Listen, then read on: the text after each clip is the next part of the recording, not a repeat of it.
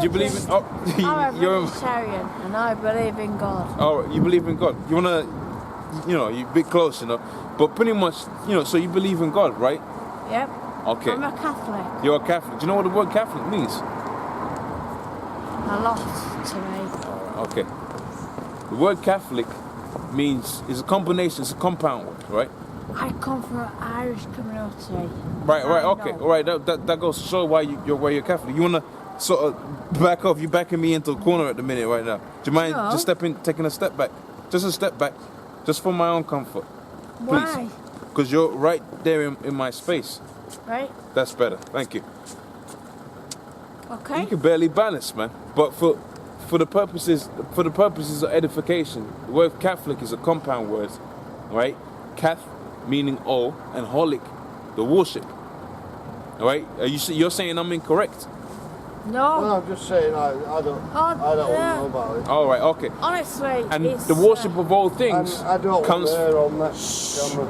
Oh, Sit hey, down. you can take your missus, man. It's an atheist, I'm sorry. All right, okay. I'm gonna carry on doing my thing, all right. Yeah. But the word Catholic, right, is a compound word meaning the belief of all things. All right. What do you believe, mate? It's really. It really comes from Babylonianism. All right, that's why you have the what you know as in Italian, which is Mia Domina. Yeah. Right now, do you know what the Mia Domina is? No. Right, it translates to my lady. All right, which is where you get a virgin birth and the woman and the child. That's actually a Babylonian doctrine. Oh, you're one of them people that go mad on streets. Hey, if it needs to be so that the truth come out, All right. So back in the book Psalms, the 149th chapter, and the 5th verse, it says, "Let the saints be joyful in glory. Let them sing aloud upon their beds. Let the high praises of the Most High be in their mouth, and the two-edged sword in their hands." And I was saying just before that, it says to execute vengeance upon the heathen, so to execute judgments. That's righteousness from the Most High. The Most High actually likes judgment being played out, man. Right? He actually delights in that. Okay? He says here to execute, and that's why, and that goes to show you the balance of the Most High right there, man. Here it is. You got it. You right, man? All right, man. You believe in God? Depends what definition of God we're talking about. See, you don't. Yeah, see, that's the Edomite right there, man. That's the Edomite right there. That's Esau. All right. But like I was saying out of the scriptures, man, that's the disparity that the Most High goes with, man. Here it is, the saints are rejoicing, and so on and so forth, and that's what's gonna come in the kingdom, man. Here it is, we're mourning out there. We're in a state of mirth, right? The only mirth, right, or the only similitude of mirth that you have in this society is being around the brothers and being around brothers of a same mind. That's why the scripture says in this book of 2nd Ezra, the 8th chapter, around about the 54th verse, all right, seek out glory for such as be like unto thee, man. So you ain't supposed to be hanging out with some guy that doesn't really believe and another guy that kind of believes and so on and so forth, all right? You're supposed to be 110% around people that are of a similar mind, all right? Now you're going to get guys that are going to creep in, all right? But ultimately, the Most High really is going to have you around an environment, all right, of people that are going to be in this thing, man. All right, but going back onto this disparity, here it is: the saints are rejoicing, all right, and this is what's going to happen to the rest of the people. So it says to execute vengeance upon the heathens and punishments upon the people. Punishments for what? Because we went off on the Lord's statutes, commandments of the Most High.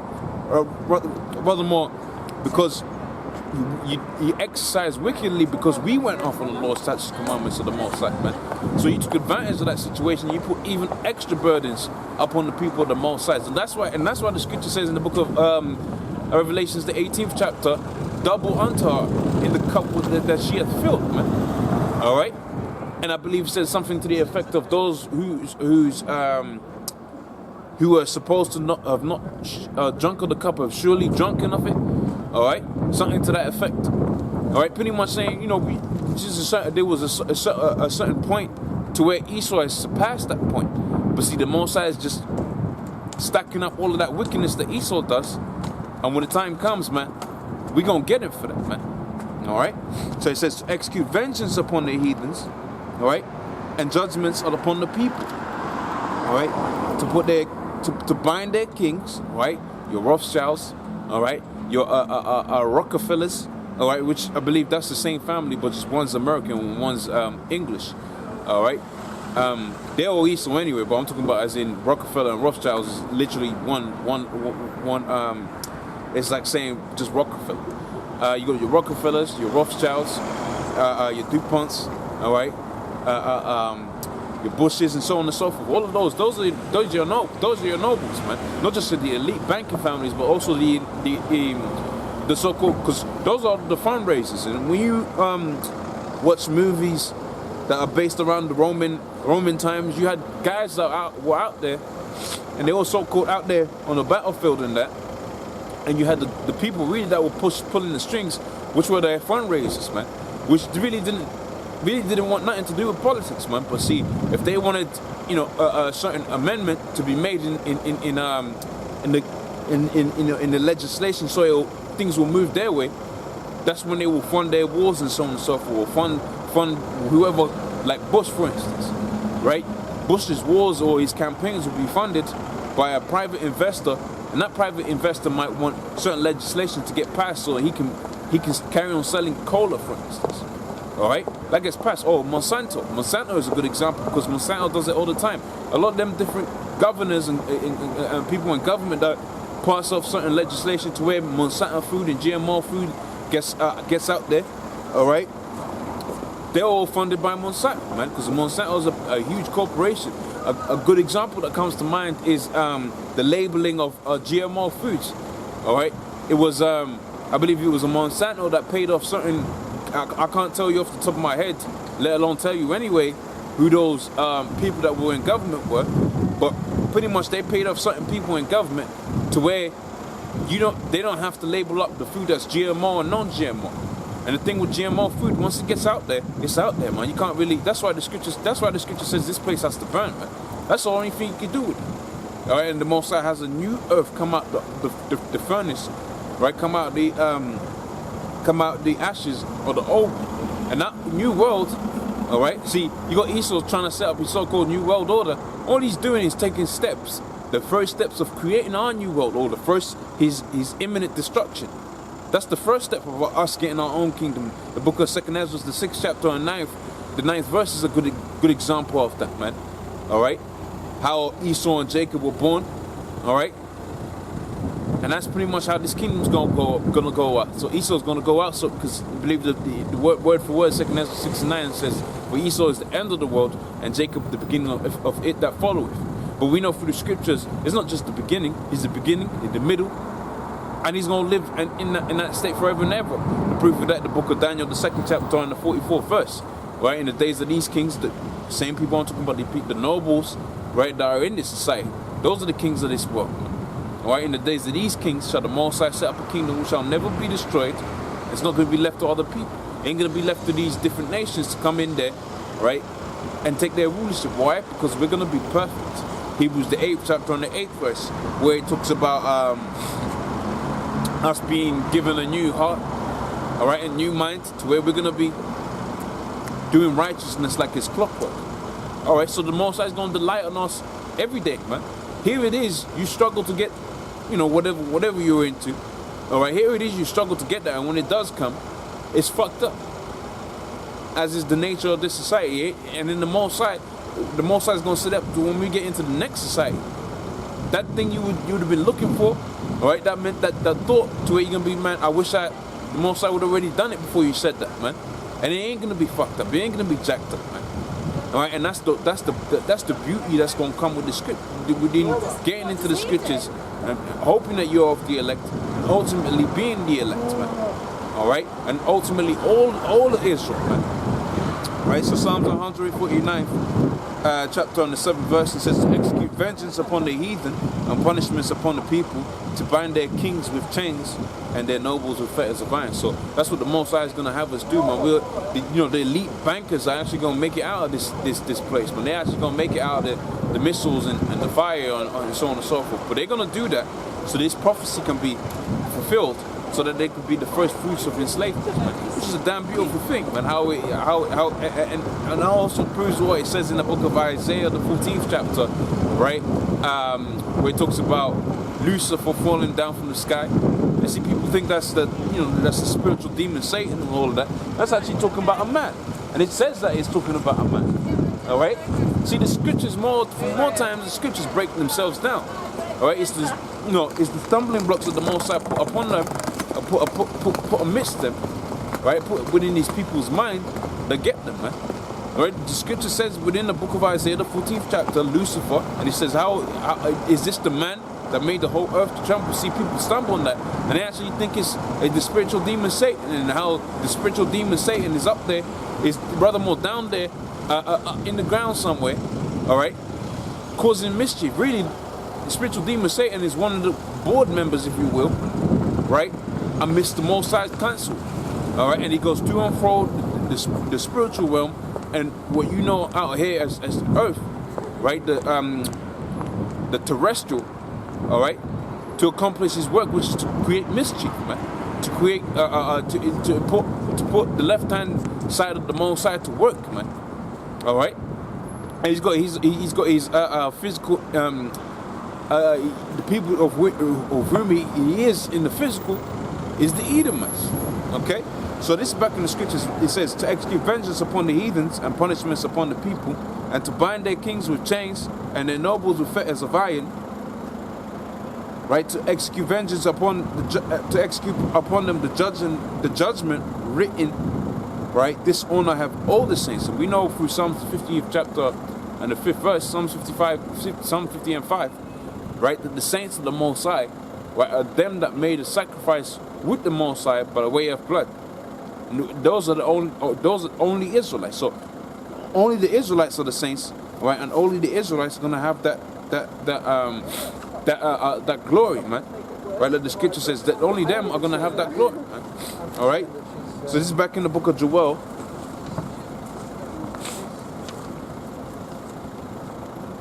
the 3rd chapter, and I'll start back up from the top. All right.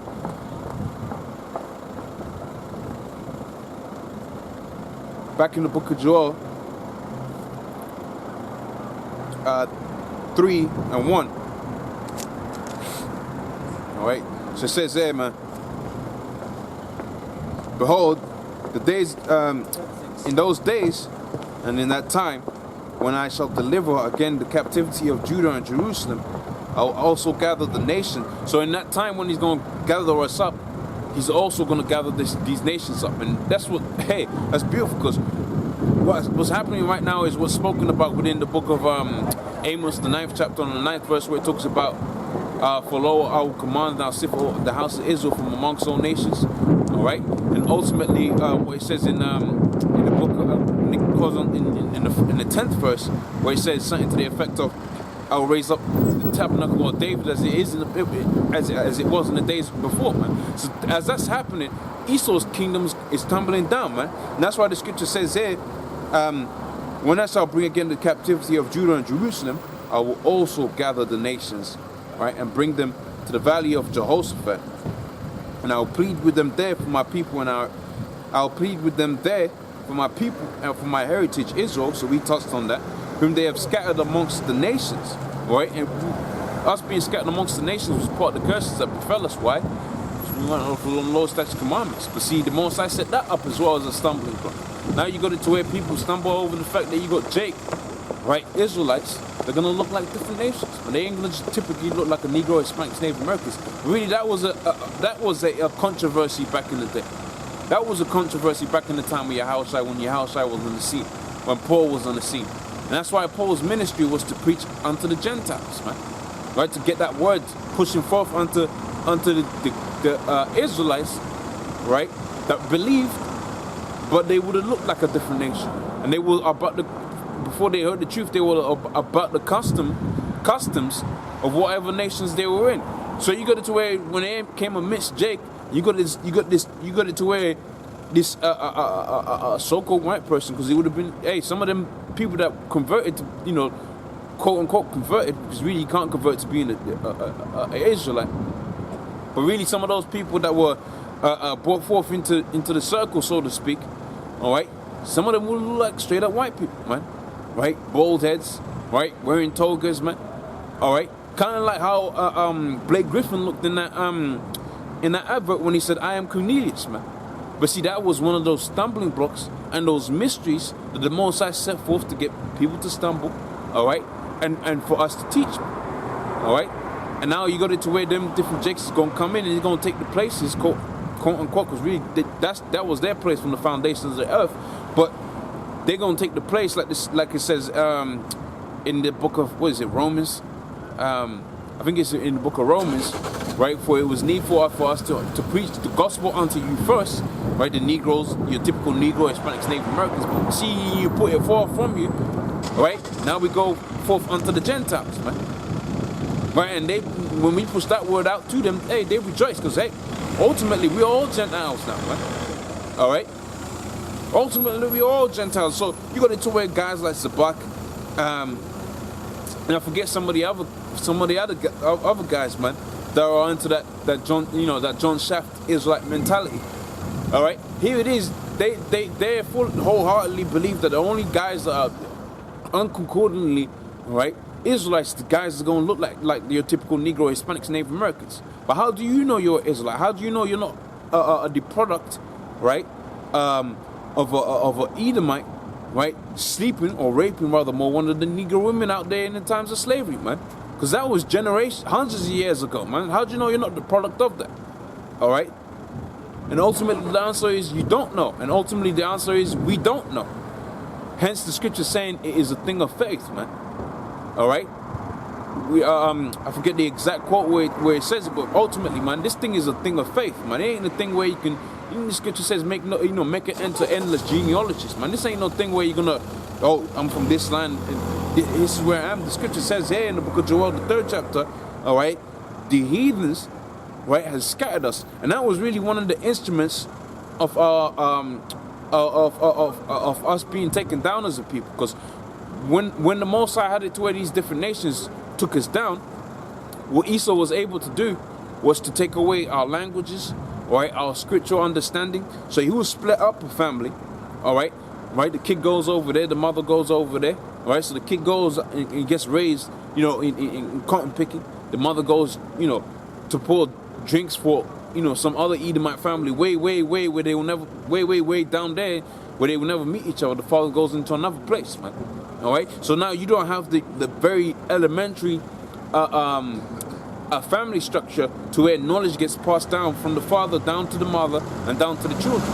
You don't have that, right? And hence, the name of the Most High and so on and so forth. Because when we was coming out there from the interiors of Africa, we was still singing Kumbaya, all right? We still had a resemblance of who the people that we were and are and still will be, all right? But see, when Esau split up them different families, man, whether he was scattered us, all right, that's how he was able to take away the name of the Lord and the understanding the scriptures and so on and so forth. See, the beautiful thing is the Most High, right, was always gonna have it to where certain men was gonna get back into this thing, man. All right, and he had it to where into this. Now, ultimately, now you got the men that are standing before the world right now, as is spoken about in the book of Wisdom of Solomon, the 5th chapter, where it says, "Then shall the righteous man stand in great boldness before the face of such as afflicted him." We're standing in the faces of our enemies and telling them, just like what it says in the scriptures, you're going to be bound in chains, where you're going to be beaten with a rod of iron, and you're going to be beaten to shivers. Now the first bit is just going to be for the first bit is going to be for judgment. The second beating is going to be for fun. All right? Right, because the scripture says double unto them, man. Right, so that's what the Most High has got coming for the men of the Lord. Right, so let me get back into this. It says, this is the book of Joel, the 3rd chapter and the 3rd verse. It says, "And they have cast lots for my people, and for my people, and they have cast lots for my people, and they have given a boy for a harlot, right, and they've sold a girl for wine, that they might have drink." So that's pretty much the point I wanted to get on that. Get back onto the book of Isaiah, the 13th chapter.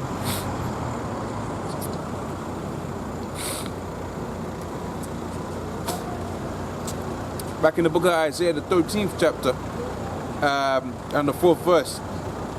So it says, I'll start from the second verse. I'll start from the third verse rather. It says, I've commanded my sanctified ones, I've called my mighty ones, even them that rejoice in my highness. All right. It says the noise of a multitude in the mountains. Sorry, I just want to see what you were videoing. Oh, you know, I'm just recording myself, man. All right. It says there, I've commanded my sanctified ones, right? I've also called my mighty ones, right? That even them that rejoice in my highness, the noise of a multitude, just like what we saw in the book of Joel, the 3rd chapter, all right? The noise of a multitude in the mountains, a tumultuous noise, a noise of kingdoms of nations gathered together, right? The Lord of hosts mustereth up the host of the battle, right? They come from a far country, even from the end of the earth, right? Even the Lord and the weapons of his indignation. So you got it to where them different nations out there, like the Chinese and so on and so forth, all right? They're gonna be sending them different weapons out there to do some work out there, man. All right, so you got it to where, you know, Esau through the American government out there in these different countries doing all kind of evil and wickedness, right? Setting up all kind of wicked treaties that they never keep to, all right? Now these different countries are realizing, wait, hold on a minute, this guy's a deceiver, man. He's the devil, all right? They're becoming to receive that. They're becoming to see that. So and that was part of the that's part of the prophecies, namely in the book of Isaiah the 47th. In fact, I can get that because that's a good one. All right, the book of Isaiah the 47th chapter shows you that Esau, man, he's a deceiver, but the Most High is slowly revealing them, and the Most High likening it unto a woman with a skirt being lifted up, man, her nakedness being shown. So what some of those nakedness? Them unrighteous decrees that they pass and they never keep to, them treaties that they pass and never keep to. That's all part of Esau's instrument of